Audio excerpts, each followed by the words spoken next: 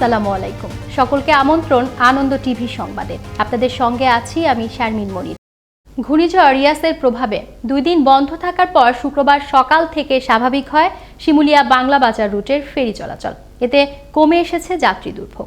শিমুলিয়া ঘাট কর্মকর্তা কাজী মফিজুল ইসলাম জানান, চালু করা হয়েছে ঢেউয়ের তোড়ে বিভক্ত হয়ে যাওয়া 2 নম্বর ঘাটের একাংশ। সংযোগ সড়ক জলমগ্ন থাকায় এখনও সচল হয়নি 4 নম্বর ঘাট। তবে সংস্কারের পর চালু করা হয় 1 নম্বর ও 3 নম্বর ঘাট। তবে এ রুটে এখনও বন্ধ রয়েছে লঞ্চ চলাচল। এতে যাত্রী পারাপার কিছুটা বিঘ্নিত হচ্ছে বলেও জানান তিনি। ঘূর্ণিঝড় রিয়াসের প্রভাব কেটে যাওয়ায় 2 ইঞ্জিনের দূরপাল্লার লঞ্চের পাশাপাশি এবার 1 ইঞ্জিনের ছোট লঞ্চ চলাচলের অনুমতি দিল সরকার। শুক্রবার সকালে বাংলাদেশ অভ্যন্তরীণ নৌ পরিবহন কর্তৃপক্ষের পরিচালক মোহাম্মদ রফিকুল ইসলাম স্বাক্ষরিত এক বিজ্ঞপ্তিতে এ তথ্য জানানো হয়। এতে বলা হয়, ঘূর্ণিঝড় ইয়াস গেল 26শে মে ভারতের উড়িষ্যা রাজ্যের উপকূল ভাগে আঘাত আনার পর ধীরে ধীরে দুর্বল হতে থাকে। এরই পরিপ্রেক্ষিতে বৃহস্পতিবার দেশের আবহাওয়ার সার্বিক পরিস্থিতি বিবেচনায় নিয়ে 2 বা তদূর্ধ্ব ইঞ্জিন বিশিষ্ট লঞ্চ চলাচলের অনুমতি দেওয়া হয়।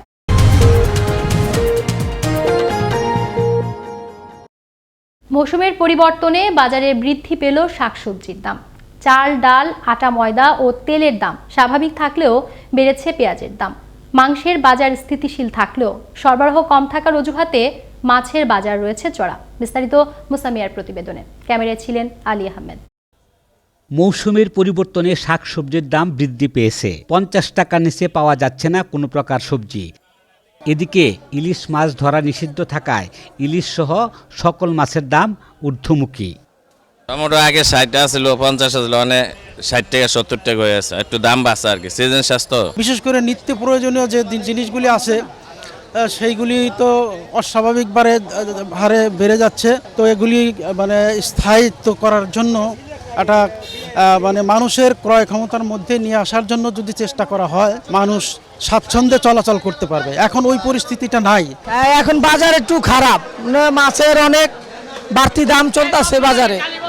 মাছের কেজিতে 100-150 টাকা বেশি, এখন মাছ খুবই কম। গত কিছুদিন যাবৎ বাংলাদেশে বেশ কোনো জায়গায় খুব একটা বেশি বৃষ্টি হয় নাই, যার জন্য এটা একটা গ্যাপ হয়ে গেছে প্রোডাকশনের জন্য, যার জন্য আলটিমেটলি কিন্তু বাজারে চাহিদা তো ঠিকই আছে, কিন্তু ফলন কম হওয়ার জন্য ডিমান্ডটা কিছু অর্থাৎ প্রাইসটা কিছু বেড়ে গেছে। তো আমার কাছে মনে হচ্ছে যেহেতু যে বৃষ্টি আসতেছে, এতে আগামী কিছুদিনের ভিতরেই এই প্রাইসটা কমে যাবে বলে আমার বিশ্বাস। আলু, রসুন ও আদার দাম কম থাকলেও পেঁয়াজের দাম কেজি প্রতি 5 টাকা বেড়েছে। তবে স্বাভাবিক রয়েছে তেল, ডাল, আটা, ময়দা ও চিনির দাম। আলু স্থিতিশীল আছে, আদা রসুন সব আগের দামই আছে, খালি পেঁয়াজের দাম 5 টাকা যেতে পারছে। বাজারে চাল সরবরাহ পর্যাপ্ত থাকায় চালের বাজার রয়েছে স্থিতিশীল। মহামারী করোনার প্রভাবে নিম্ন ও মধ্যবিত্ত মানুষের আয় কমে যাওয়ায় দ্রব্যমূল্যের দাম বৃদ্ধিতে সাধারণ মানুষের ভোগান্তি বেড়েছে। তাই সরকারিভাবে বাজার মনিটরিংয়ের দাবি ভোক্তাদের। মুসামিয়া, আনন্দ টিভি, ঢাকা। করোনায় কর্মহীন শ্রমিকদের খাদ্য, চিকিৎসা ও অর্থ সহায়তার জন্য বাজেটে বিশেষ বরাদ্দ এবং শ্রমিকদের জন্য রেশন, বিনামূল্যে চিকিৎসা, স্বল্পমূল্যে আবাসনের ব্যবস্থা নিশ্চিত ও সার্বজনীন পেনশন চালু করতে বাজেটে নিয়মিত বরাদ্দ দেওয়ার দাবি জানিয়েছে সমাজতান্ত্রিক শ্রমিক ফ্রন্ট। শুক্রবার বেলা 11টার দিকে জাতীয় প্রেস ক্লাবের সামনে সংগঠনটির উদ্যোগে আয়োজিত বিক্ষোভ কর্মসূচিতে এসব দাবি জানান বক্তারা। আবারও দেশের খবর। উপকূলবর্তী অঞ্চল হওয়ায় প্রতিটি প্রাকৃতিক দুর্যোগের সম্মুখীন হতে হয় বাগেরহাটের মোংলা উপজেলাবাসীদের। বৃহস্পতিবার ঘূর্ণিঝড় ইয়াস পরবর্তী এলাকায় বিভিন্ন আশ্রয় কেন্দ্র ও ঝুঁকিপূর্ণ বেড়িবাঁধ এলাকাগুলো সরজমিনে পরিদর্শন করেন পরিবেশ, বন ও জলবায়ু পরিবর্তন বিষয়ক উপমন্ত্রী বেগম হাবিবুন নাহার। এ সময় জেলা, উপজেলা পর্যায়ের পদস্থ কর্মকর্তাবৃন্দ এবং স্থানীয় জনপ্রতিনিধিগণ উপস্থিত ছিলেন। ঘূর্ণিঝড় ইয়াস ভারতের উড়িষ্যা ও ঝাড়খণ্ড এলাকা অতিক্রম করলেও উপকূলীয় এলাকায় শুক্রবারও বিরাজ করে বৈরী আবহাওয়া। বঙ্গোপসাগর রয়েছে বেশ উত্তাল, হালকা মেঘাচ্ছন্ন আকাশ, উপকূল জুড়ে বইছে ঝড়ো হাওয়া। এদিকে ঘূর্ণিঝড় ইয়াসের তাণ্ডবে প্লাবিত হয় পটুয়াখালীর 232টি গ্রাম। সরকারি সাহায্য সহযোগিতা পাওয়ার আশায় বুক বাঁধছেন ক্ষতিগ্রস্ত উপকূলবাসী। দেখছেন আনন্দ টিভি সংবাদ, সঙ্গে আছি শারমিন মনির। শুক্রবার সকালে বগুড়ার শাহজাহানপুরের সুজাবাদ এলাকায় জয়নাল আবেদিন নামের মাদ্রাসার এক নৈশ প্রহরী সকালে বাড়ি না ফেরায় তার পুত্র মাদ্রাসার বাবাকে ডাকতে গেলে শ্রেণীকক্ষের মেঝেতে গলা কাটা অবস্থায় তার মরদেহ দেখতে পায়। খবর পেয়ে পুলিশ ঘটনাস্থল থেকে রক্তাক্ত জয়নালের মরদেহ উদ্ধার করে মর্গে পাঠায়। ঘটনার সত্যতা নিশ্চিত করেন শাহজাহানপুর থানার ভারপ্রাপ্ত কর্মকর্তা আব্দুল্লাহ আল মামুন। ফিরোজপুরের স্বরূপকাঠি পৌরসভায় বাস স্ট্যান্ড সংলগ্ন দোকান ও প্রাথমিক শিক্ষক সমিতির অফিস উচ্ছেদ করল উপজেলা ভূমি প্রশাসন। সরকারি খাস জমি দখল করে প্রতিষ্ঠানগুলো পরিচালিত হয় বলে জানান উপজেলার নির্বাহী ম্যাজিস্ট্রেট ভূমি বশির গাজী। এ ধরনের উচ্ছেদ অভিযান কার্যক্রম আগামীতেও চলবে বলে জানান তিনি। ময়মনসিংহের হালুয়াঘাট আর শেরপুরের নালিতাবাড়ি সীমান্ত এলাকায় হাতির তাণ্ডবে আবারও ঘটল প্রাণহানির ঘটনা। এবারও প্রাণ গেল এক আদিবাসী বৃদ্ধের। একই স্থানে কয়েক বছর আগে হাতির আক্রমণে মৃত্যু হয়েছিল 2 নিষ্পাপ শিশুর। বিগত 50 বছরে হাতির আক্রমণে ময়মনসিংহের এ সীমান্তে প্রাণ হারান অর্ধশতাধিক মানুষ। এদিকে প্রশাসনের পক্ষ থেকে এখনো পর্যন্ত নেই কোনো কার্যকরী পদক্ষেপ। ময়মনসিংহের সীমান্ত এলাকা ঘুরে আরো জানাচ্ছেন ওমর ফারুক সুমন। হাতির তাণ্ডবে মৃত্যুর মিছিলে যোগ হচ্ছে প্রতিনিয়ত সীমান্ত এলাকার বাসিন্দারা, কখনো শিশু, কখনো নারী, কখনো বৃদ্ধ। এ দৃশ্য ময়মনসিংহ আর শেরপুরের সীমান্ত এলাকার। প্রতিটি রাত যেন এক একটি মহা আতঙ্ক, কেউ নেয় না তাদের খবর। প্রশাসনের পক্ষ থেকে জোরালো কোনো পদক্ষেপ না নেওয়ায় কোনোভাবেই রোধ করা যাচ্ছে না হাতির তাণ্ডব। রাত আসলেই মনে হয় এই বুঝি মৃত্যু এগিয়ে এলো। গেল রাতে নালিতাবাড়ির পানিহাতা গ্রামে হাতির তাণ্ডবে নির্মমভাবে মৃত্যু হয়েছে অপু চাম্বগং নামে এক আদিবাসী বৃদ্ধের।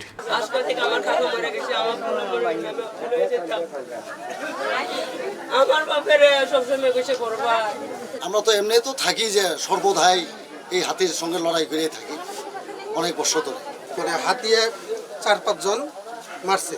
প্রতি বছর ধান এবং কাঁঠালের মৌসুমেই হাতির আক্রমণের তীব্রতা বেড়ে যায়। হাতির পাল শুধু বসতবাড়িতেই হামলা করে না, কখনো কখনো ধ্বংস করে দেয় বিস্তীর্ণ ফসলের মাঠ। জনপ্রতিনিধিদের কোনো সহযোগিতা না পাওয়ায় ক্ষুব্ধ স্থানীয়রা। সরকারের পক্ষ থেকে হাতি তাড়ানোর জন্য আজ পর্যন্ত সরকার থেকে হাতি তাড়ানোর জন্য কোনো সুযোগ সুবিধা আমরা পাই নাই। আমার জানা মতো কি সাহায্য হাতির জন্য এই শুনছিও না, দেখছিও না। আমি হাতির তাণ্ডব রোধে প্রয়োজনীয় পদক্ষেপ গ্রহণ করা হবে বলে জানান এই কর্মকর্তা। আমি মন্ত্রণালয়ের কথা বলবো যে স্থায়ী কোনো সোলারের ব্যবস্থা করে যাতে সার্বক্ষণিক আলোর ব্যবস্থা রাখা যায় সীমান্ত এলাকাগুলোতে। সীমান্ত এলাকাগুলোতে যদি স্থায়ী সোলারের আলোর ব্যবস্থা রাখা যায় তাহলে হয়তোবা হাতি সেগুলো দেখে এদিকে আর আসবে না। হাতি মানুষের বাঁচা মরার লড়াইয়ের যুদ্ধ গত কয়েক যুগে। বাঁচার এই লড়াইয়ে প্রাণ হারিয়েছে বহু মানুষ। তবে এই সময়ে অন্তত একটু হলেও স্বস্তি পেতে চান সীমান্ত এলাকার বাসিন্দারা। তাই প্রশাসনের জোরালো হস্তক্ষেপের দাবি ভুক্তভোগীদের। নালিতাবাড়ি সীমান্ত এলাকা থেকে ওমর ফারুক সুমন, আনন্দ টিভি।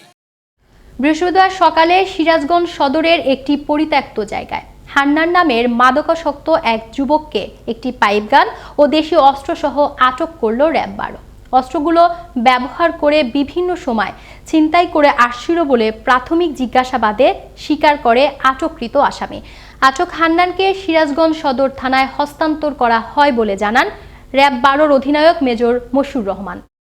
শুক্রবার সকালে ঢাকার ধামরাইয়ের আইনগণ এলাকায় অভিযান চালিয়ে 200 পিস ইয়াবাসহ নাসির উদ্দিন ও শাহিন আলম নামের 2 মাদক ব্যবসায়ীকে গ্রেফতার করল ধামরাই থানা পুলিশ। আটককৃতদের মাদক দ্রব্য নিয়ন্ত্রণ আইনে গ্রেফতার দেখিয়ে আদালতে পাঠানো হয় বলে জানান ধামরাই থানার ভারপ্রাপ্ত কর্মকর্তা আতিকুর রহমান।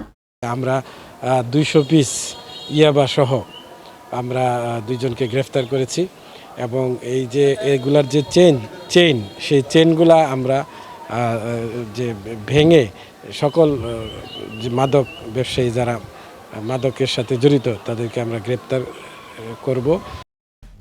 এই ছিল এখনকার মতো।